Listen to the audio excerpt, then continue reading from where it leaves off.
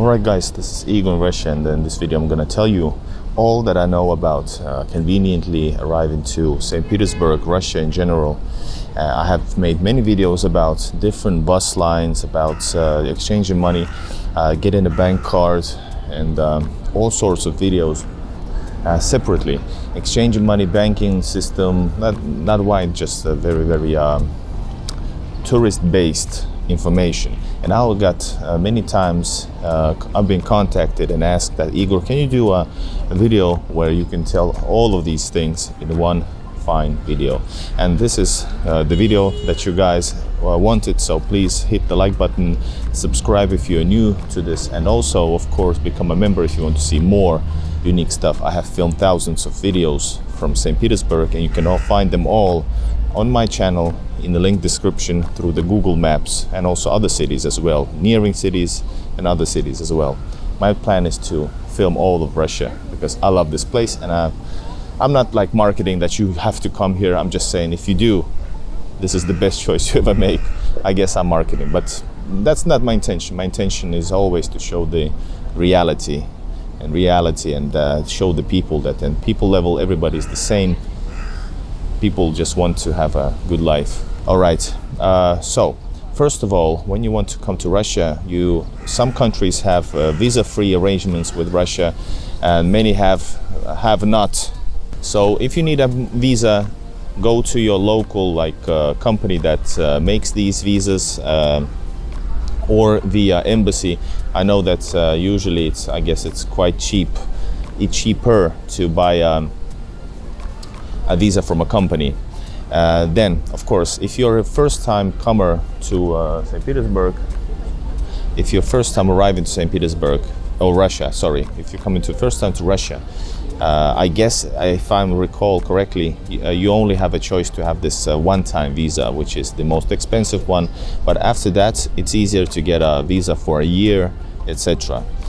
And so yeah, the different visa choices are one-time visa. It's like, well, it's like 80 euros. Then there's like two-time visa, which means you can come to Russia 2 times during, I think, during 1 month, twice, 2 entrances, and altogether 30 days, if I recall correctly. The first visa is also just for 30 days. You can stay in the country for 30 days maximum. Then there's of course the 1-year visa, 2-year visa, 4 years visa even, and but still restricted to a 30-day stay per half a year. So you're not able to stay a whole year in case you want to. That would be great actually. Okay, so when you have the visa, you can travel nowadays. I know there's a few ways, but I'm gonna tell you a couple that I know. You have to go through Helsinki. Through Helsinki is maybe the cheapest version for now, at least now. The best and convenient for many. You go to Helsinki by airport, and you have 3 different bus companies that you can choose from.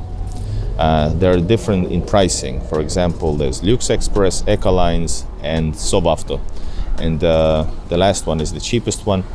And I have separate videos about traveling with those, but basically it's the same. If you arrive into airport, it's very convenient. The bus stop is right on the airport, and so it's very fine. The travel time nowadays in this current situation is like 7 to 8 hours, which is quite a lot. 1/3 of it is on border control usually. When you travel to Russia, you have to have, as a tourist or a business, if you have this many long-time visa, you have to have a place of stay, meaning hotel or any address, girlfriend, wife, I don't know. You have to have that, and they will ask you that usually at the passport control. You also, there's some restrictions what you can bring into the country, but nothing like drastic, the same stuff. Not too much money. I think $10,000 is maximum, euros, dollars is the maximum. Otherwise you have to inform. Yes, the Russian side in the customs will actually check all your bag in and out, and the Finnish border doesn't. But the Finnish border, I think they do the what do you call that, X-ray thing, that they know what you basically, if there's something illegal. Finland has also, and Europe has many restrictions as well. especially now. All right, when you arrive into Russia, you will arrive. These buses arrive to. I will have to do this, by the way. They arrive to the bus station at Obvodny Canal, and from Obvodny Canal you can choose taxi, or it's actually at like less than 10-minute walk to metro station with, and the metro is the best way to travel, especially during the rush hour, and the cheapest. If you have a huge bag, by the way, you have to pay twice the fee, which is like €2 altogether. All right, you enter into a bus station, and if it's very late, if you travel by night, it stops. Metro stops like around 12 o'clock, so you have to take a taxi, and the prices go up. If it's like a 30-minute drive, it's approximately 10 to max €15 per trip. And I suggest you also to, as a traveler, it's easy for you to just upload, for example, Yandex Taxi. For example, in the West, it's called Yango application, and it's also you can download it elsewhere as well, like abroad, and use that Yango as Yandex Taxi, because it's the same company which operates in Russia. It's a big company. Yandex is huge. It's like a Russian Google. They have Yandex Food, etc. Other ways to travel is through Istanbul, and you will travel then to St. Petersburg or Moscow, and that's quite almost the same, except that you arrive into airports. When you arrive to St. Petersburg, Pulkovo Airport, you should just also download this. If you have that, you can use taxis, use that application, or you can use some local buses that travel there all the time. You're gonna arrive to Moskovsky station, which is a really awesome place. Use the metro to get into the center if you need to get to the center, or anywhere else through the metro line system. People Westerners been afraid about questions at the border. Well, I haven't seen that too much, but some people get more questions if they're from so-called unfriendly countries, and there's a good reason to. And basically, if you don't need anything to hide, and I hope you don't, so just answer the questions, everything will be fine. Where you traveling, and etc. But you can say the truth, and that's usually the best choice. All right. And most of the Western bank cards doesn't work currently. So what to do? If you're staying for a longer time, or not, anyways. First of all, you have to have some money. So bring in cash. People ask me, euros or dollars. It doesn't matter. Just bring in cash, and maybe exchange a little bit, not too much, in your own country in advance, so you have some money on you.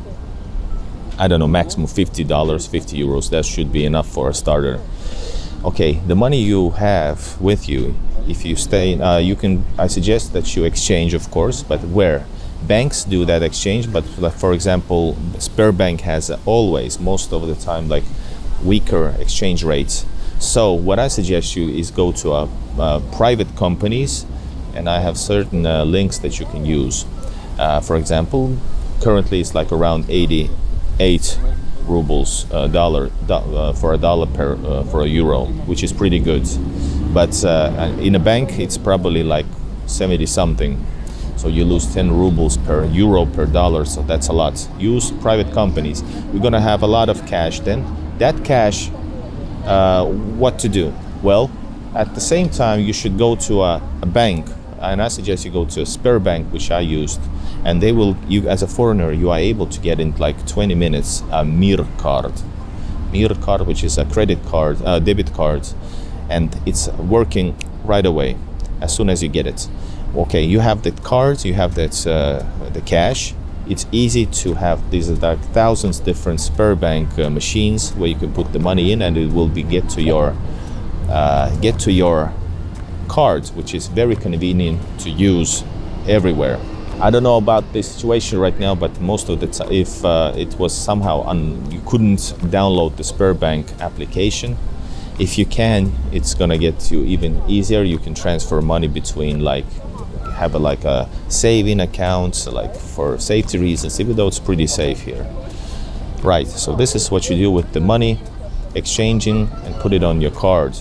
more tips and guides for you travelers. If you're staying for a longer time, no need to. You can get very easily any SIM card, telephone card operator to use.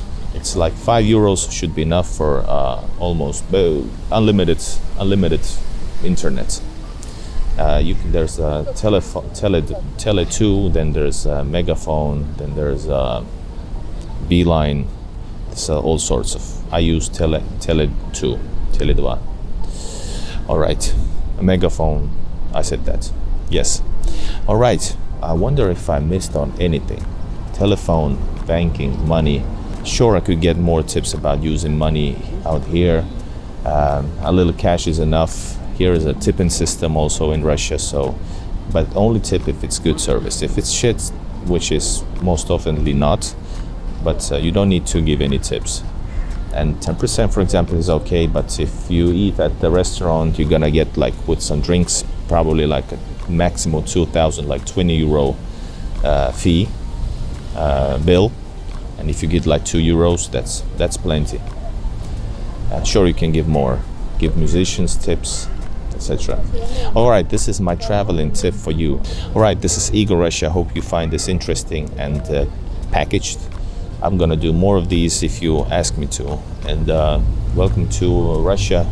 Here is a Pushkin, and that's Mikhailovsky Palace, which I'm gonna go there probably now. All right, peace out, and support my channel. Bye bye.